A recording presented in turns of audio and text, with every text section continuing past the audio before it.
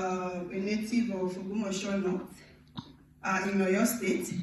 I had my primary and secondary education in Federal Government College Ogumosho. There I was an average student, but the time that I graduated, then had a national diploma in computer science. I picked up academically. There I was able to graduate as the best graduating student in the school. It's a military school in Benue State in Nigeria. Benue State is in north central of Nigeria. So there I had admission, direct entry, that started from the second year into Federal University of Agriculture, Makurdi. There I studied mathematics and computer science, and there I was the only first class graduate in the department. After that, I had a master's in computer science at the University of Ibadan in Oyo State. There also I was the best graduating student. Then I received an excellent scholarship to school at the School of Collective Intelligence to study masters in collective intelligence at Mohammed VI Polytechnic University in Morocco. And recently I gained a PhD admission into Simon Fraser University in Canada. So my work experience started about 12 years ago, immediately after my high school, when I received a scholarship from SPI College of ICT in Nigeria. There I picked up interest in humanity, in computer science, and I've been able to hold many managerial positions in IT, in schools, and also in hospital. Then I was a teaching assistant in Dominican University in Nigeria. Then I work as a manager in a real estate company in Canada, and also as a student representative in ITD Canada remotely. So the fun part about me, these 2 weeks have been so busy for me because I have to combine this training with classes in school. So as we're finishing here, I do join classes from 4 to around 12 a.m. or 1 a.m. Immediately start doing assignments until maybe around 4 or 5. So most of the time I sleep for like 2 or 3 hours. So you might not really discover who I am. I'm always fun to be with. I love to make jokes. I love to dance. I love to meet people, discuss, and the like. So mainly I engage in community development, training kids on coding, training girls, always organizing events to bring out the best in people, and also volunteering for different events, going for medical outreach and the likes. Yeah, so my career took a peak 2 years ago when I was selected for a conference in Germany. So since then I've been opportune to travel to many countries, especially this year I've been to some country, United States and the likes. Yeah, so presenting my research and the likes. My research is mainly related to social science, artificial intelligence, human-computer interaction. So I also mainly engage in training and engagement, engaging the youth. And the thing I was proud of myself this year achieving is having organized 2 major events in Morocco, where I was able to bring students from 27 African countries together. One of it is called 500 Minutes of Collective Intelligence, where we're able to deliberate on water sustainability for food security in Africa. About 210 students came together to discuss the problem faced in Africa regarding food security, and provided solutions. So it was a huge collaboration across not just Africa, even we have participants from South Africa, we have from Canada, we have from the US. So I was able to receive an award from the Mac Universe Business Group in Nigeria, which was presented to me by the Nigerian ambassador to Morocco. And also another thing I was also proud of is my mentorship ability, because I was able to support some of my colleagues to discover their passion for research, and they were able to travel to Italy, to United Kingdom, including Canada, to present their research. Yeah, so that's about me. Now going to the reason why we are here. I love discussion. So mainly I'm here to engage you in this discussion. At a point in time, when I was given birth to, I didn't have the opportunity to know who my mother is, due to the fact that she had breast cancer, which was discovered when I was inside her stomach.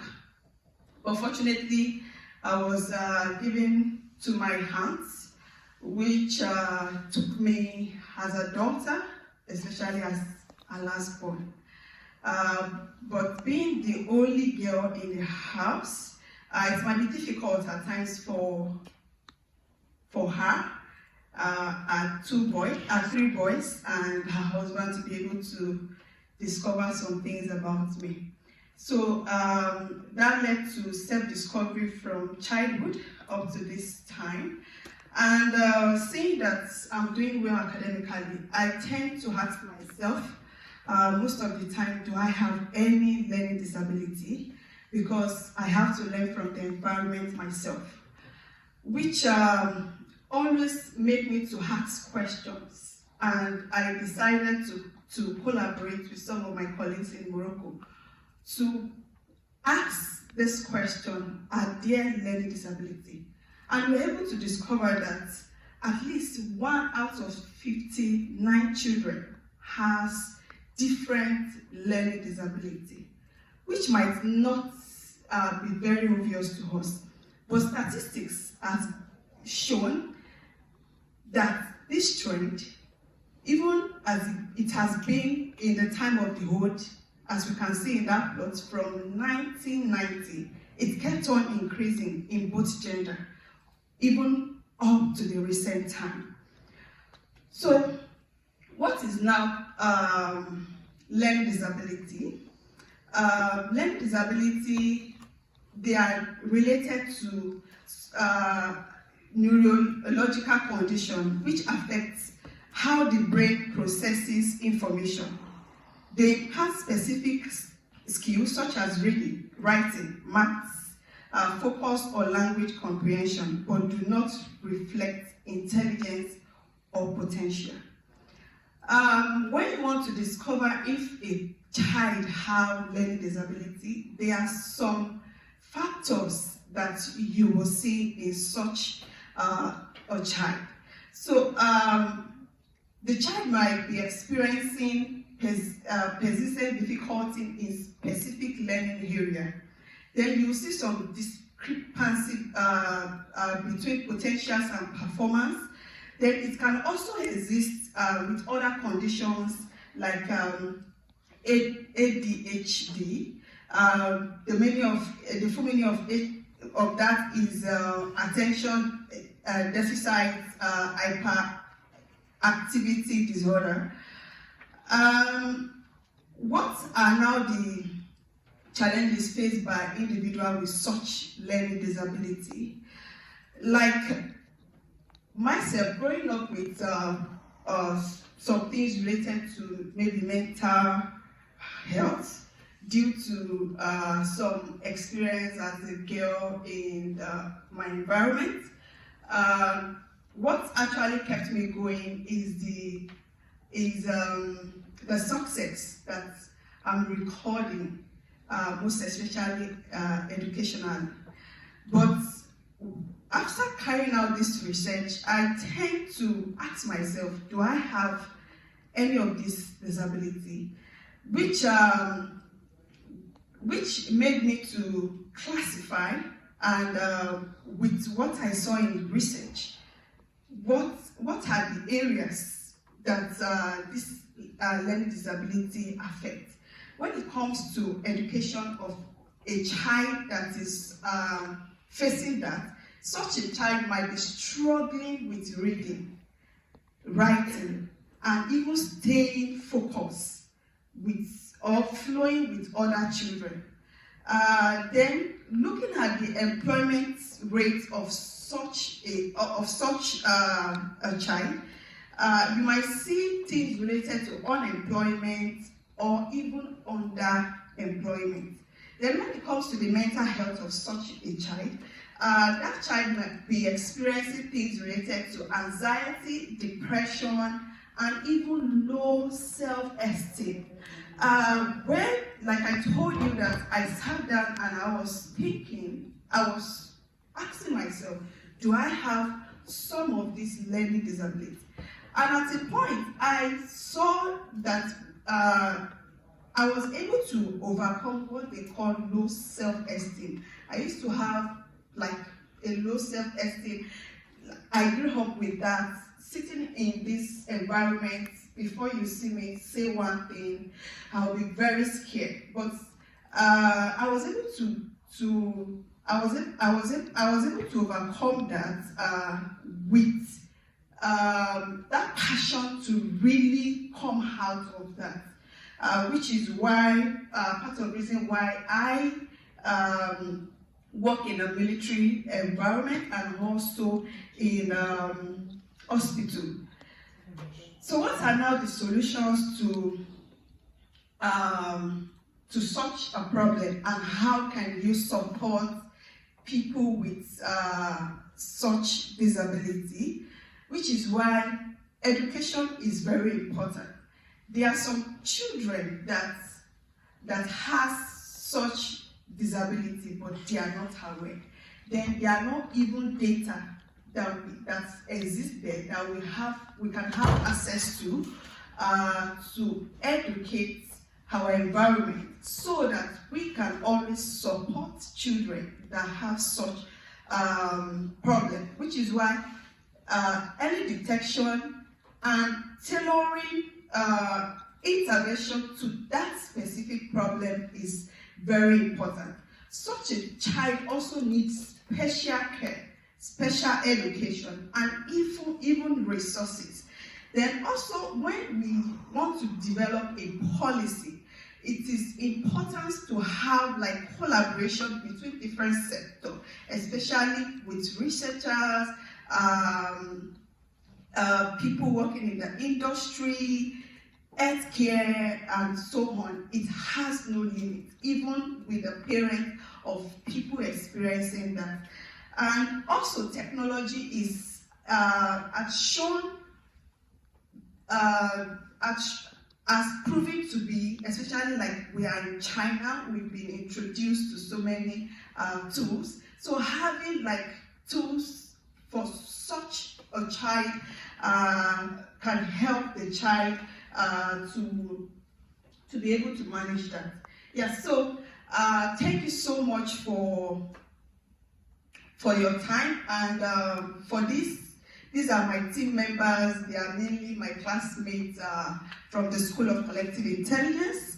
We are from Nigeria, and we are from Ghana, including Morocco. So we request you to please scan this QR code, because your voice matters, so that we can hear from you, and you can also advise us, like, I really want to hear from you what you think about this.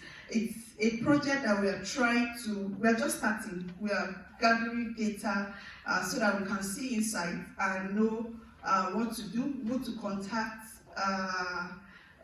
which information we should pass across, how we can get funding, and the like. Thank you once again.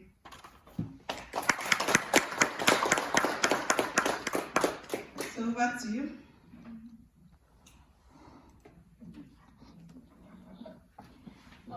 I have nothing to ask Christina.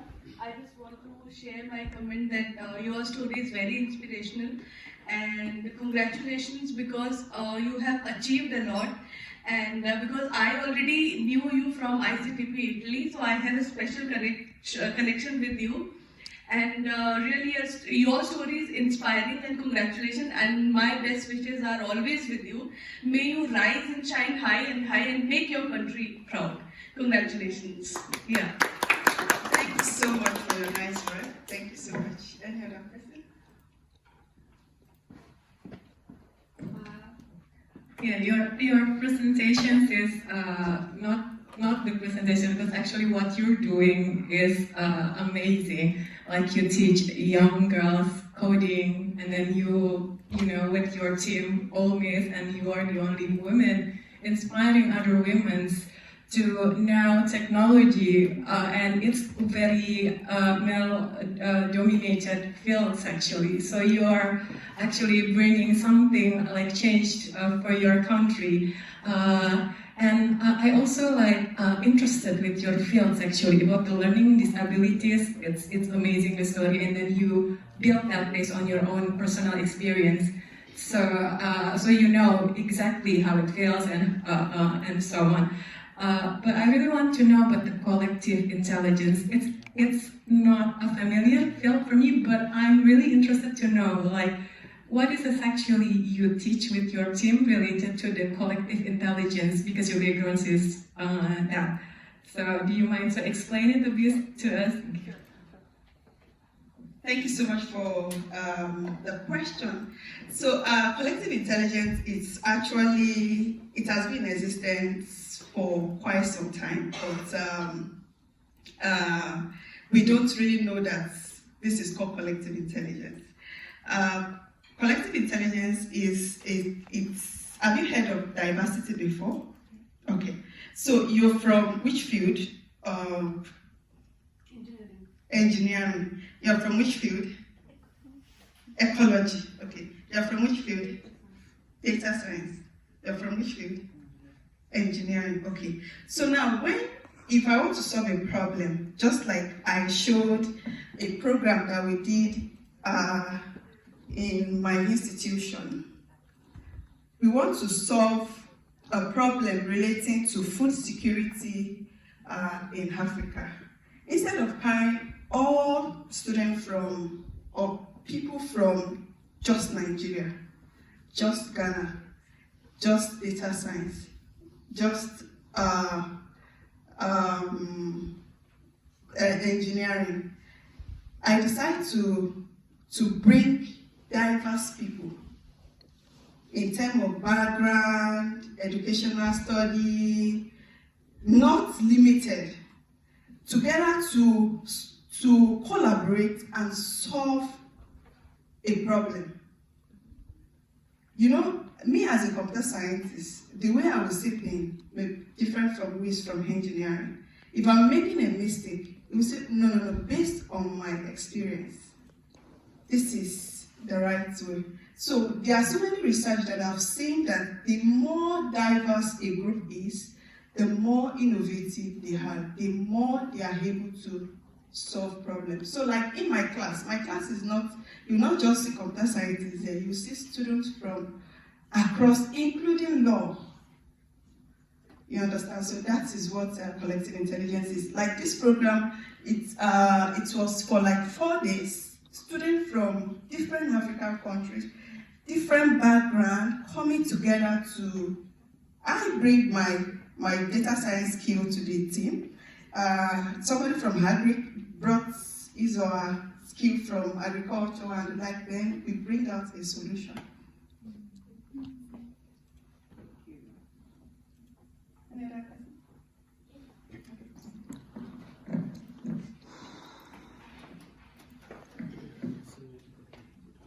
Thank you, Christiana.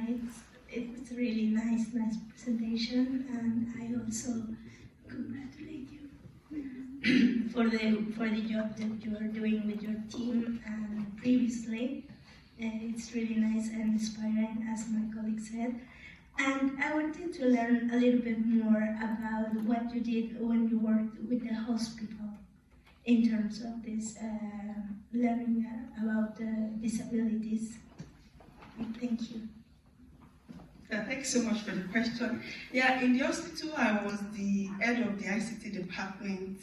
It's a military hospital, and seeing that military, they face a lot of challenges, and due to their training, they are not allowed to really voice out, because you don't want to see them weak, but they are human. So what I was doing in the hospital is collaborating with different departments in the hospital.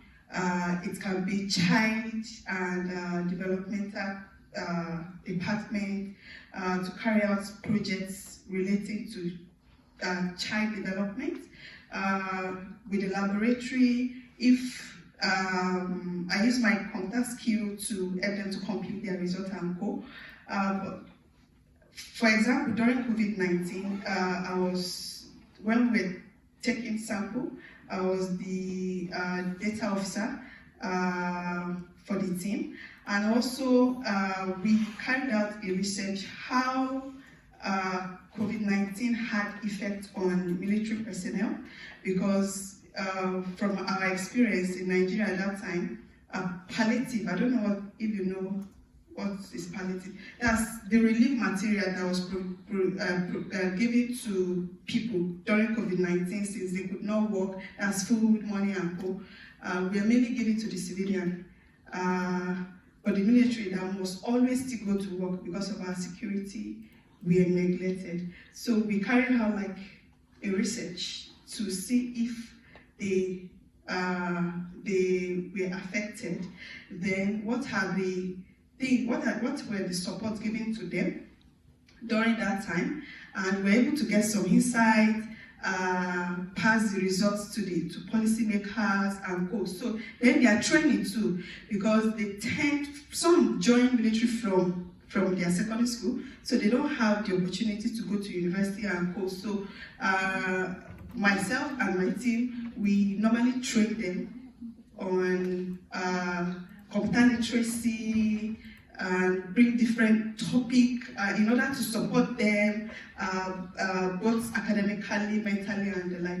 I don't know if that answers the question. Thank you. So thank you for this wonderful presentation. I think it is really some kind of story, and also some type of real-world scenarios for us to understand the situation in this country, and also try to solve some very important problems related to the questions in that area. So thank you for this presentation. Thank you so much. Thank you.